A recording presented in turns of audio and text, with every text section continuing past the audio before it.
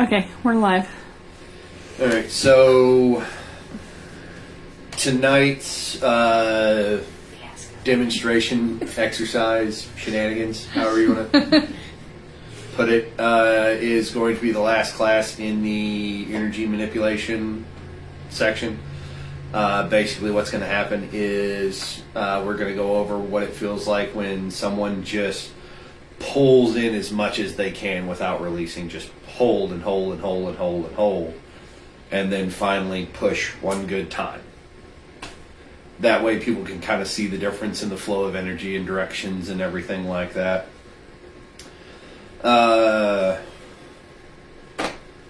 So standard warnings apply. Don't touch other people's energy. It's not fun. It's not nice. That is, if you don't have the permission from that person to do so, that is not cool in any way, shape, form, or fashion.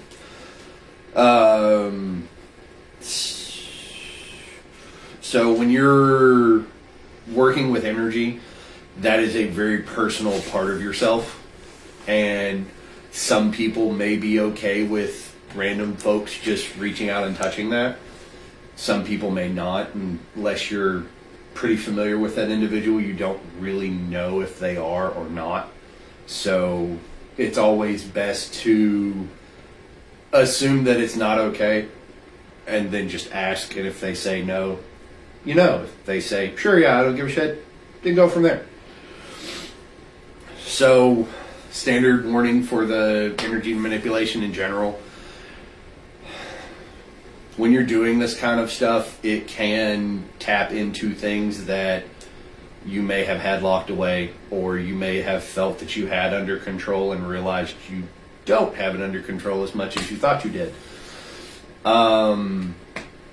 Understand that can happen, so always go into it understanding yourself to the best of your abilities and expecting things can get a little squirrely. And not in the fun way. Just be careful if it starts to feel like it's getting down that path of not okay. Just go ahead and slow down, stop, understand where that was starting to go wrong, and that's probably the next turn you're going to have to make for your shadow work. See how it all kind of loops back in? It's like we planned this shit.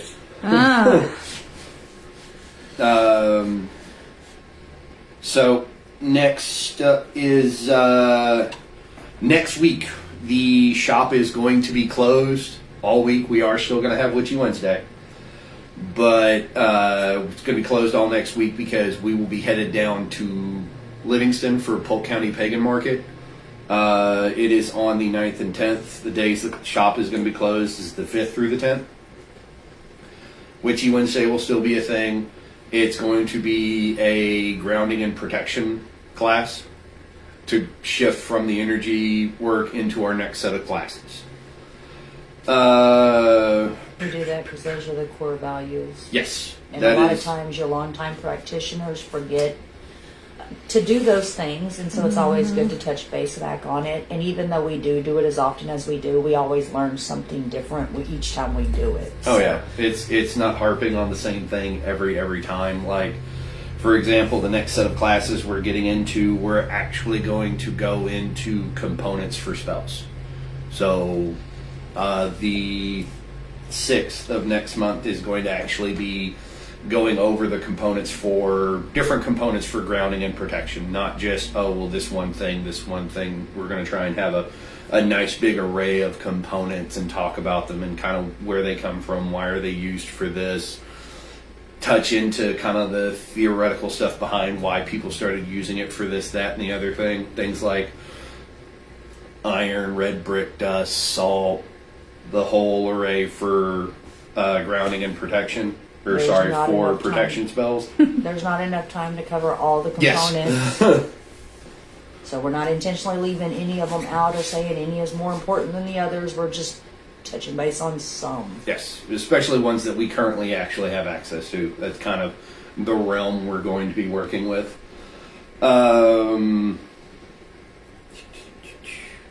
So our friends next door, at the Blade Bar and Texas Forges. They have a few classes coming up. March 13th and 24th, the Blade Bar has workshops open for knife making. You can learn how to make your own knife and everything like that. And then Texas Forges. I wrote it down here. It's in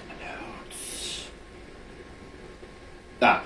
So Texas Forges. Jess, he has a Build-A-Forge class coming up on April 13th. The smaller propane forges with the ribbon burners that he makes, they're 450, and then the large ones are 550. But you make your own forge. You learn how to repair it. You learn everything that goes in with it, and then you leave with your forge. So you're making your forge. You're learning how to repair it and everything. And I have one of the forges at the house. It is phenomenal. I've worked on metal with everything from charcoal to coal to other kinds of ribbon burners. Those burners are really nice, and it really helps. Even if you're doing small dinky stuff with copper and everything like that, it makes it so much easier. And then we'll post pictures of the business cards, probably in the link for this video, so that way people can actually go in and see the numbers and the websites and everything like that. The 9th, there is Aspen Market and Rainbow Market. We won't be there because we'll be going down to Polk, but get out there, support your local community, your local crafters, and everything like that. Please, yes, please. Go support the local crafts, whether it's a cosmetic maker, a cookie baker, or whatever. Please go out and see them. They're all wonderful people for the most part, yes. and they put a lot of work into everything they do. Next April, every weekend in April is Uppsala. It's Uppsala Events Spring Market out in Gladewater. For those of us who are on the pagan path, please go look into that. Go out there. Please support that community and everything they're trying to do. They're essentially trying to remake an Uppsala in East Texas. And for the pagan community, that is a very, very, very big deal. Then Witch Fest is in Austin. It is the last weekend of April. Is on the 28th. It is going to be an The last indoor Sunday. Yep. an indoor event at one of the event centers down there. If you have the ability to go and check out and everything like that, please do so. It's apparently supposed to be a pretty big show. It's like Comic-Con, but for, witches. Who knows? There may be some Comic-Con folks there too. Probably. Looks like it. They've got a wide array of what's going on there. I was looking at the website and they were showing different things. Oh yeah. Also, with April, there's an eclipse coming.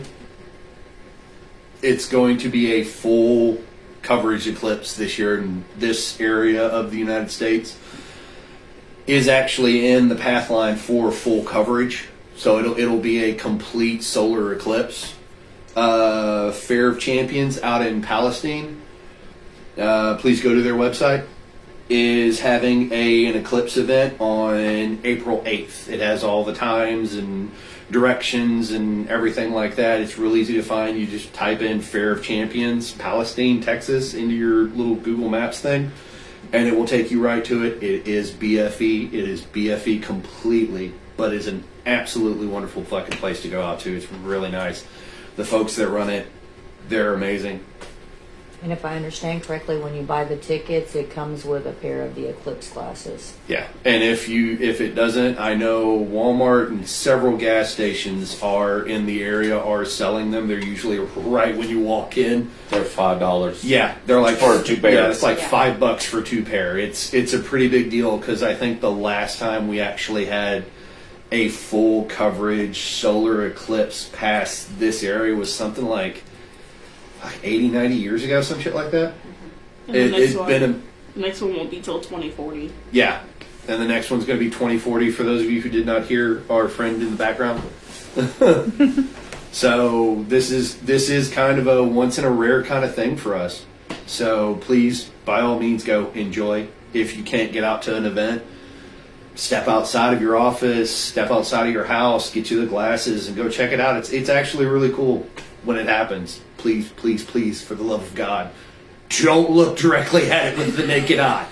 I have to specify this because there are people out there who eat laundry pad, who eat fucking laundry pods. So I feel I have to say this with people.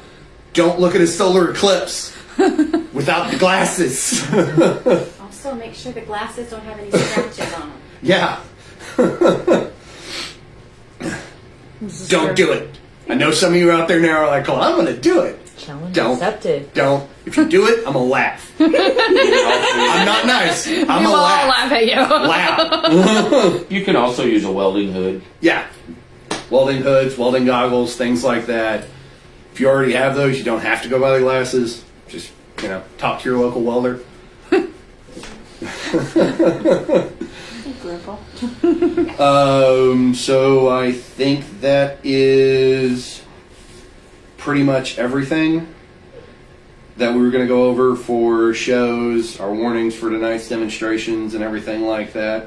Again, I have a hard, fast rule. I do not film anybody practicing. That is a personal thing for them. If they want to do it, that's fine, but I don't. So... But starting next week, we'll have a few classes where we'll be in tune for the entirety of the thing. Yes. Next week there may or may not be a video. It depends on how it goes. It's going to be the general grounding and protection class. And then the week after that, on the 13th, will be the actual starting of the component class. And that'll be an actual class. The video will run the whole time. We'll be discussing a lot of the folklore behind the items, a lot of the history behind the items, the possible reasoning behind it, and everything like that. It's going to be more of a discussion, conversation, everything like that. So there will be more information in that set of classes on the video than this past one. So, but anybody have any questions? Anything they need to mention, shows or anything like that, events or anything? I think you covered it all. Yeah, I think we've got them pretty well covered. Okay. Notes are wonderful. Yeah, for those of you who Notes are don't know, wonderful. Yeah. this was not my idea. This was my wife's idea because she's the organized person. Yeah, we don't have a lot of events here in March, but Yeah. Oh, yeah, we do. I completely, totally forgot it. And I Barstools? wrote it down right here and amongst all the this. Barstool races on the That's- 16th. I did. It's on the That's it. page. It is. Barstool races, March 16th here in Ben Wheeler, Texas. Those They're are fun. awesome. For They're those fun. of you who haven't witnessed such spectacular, beautiful chaos as the Barstool races here in Ben Wheeler, They're fun. It's all in good fun. They actually block the highway off. There's tires and everything like that. It's as safe as possible. A few years ago, the state troopers had a Barstool they were racing. I believe the individual driving it had a state trooper hat secured to the top of his helmet. So, the guy who has fire won department it, does one. Yeah, the fire department does one. The guy who has won it the past few years in a row, if I remember correctly, had a friend of his who was a cop use the radar gun to clock him. He can get the Barstool up to 90 some odd miles an hour. Yeah. For those of you who don't know, that's fast on a Barstool. Right. It's not like they're, oh, I have a Barstool seat on a go-kart. I'm riding a Barstool. No, they're literally sitting on Barstools and have built the thing around the Barstool. And it is ridiculous. Right. Please come out, watch this, check out the restaurants and the rest of the shops in town. They have It's crafters all in set good up fun. and- Yeah, yeah. The Forge is having an event that night from noon to about 11 p.m. out in their little downstairs backyard area. So it'll be kind of a thing. It'll go all day and into the night. So Yeah. other than that, I think that's everything. So y'all be safe. Have a good one. See y'all next week.